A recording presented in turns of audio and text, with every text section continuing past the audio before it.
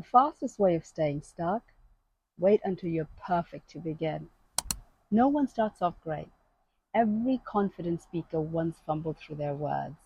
Every artist, every coach, every entrepreneur, you name it, was once clueless, awkward, fumbling through the early stages.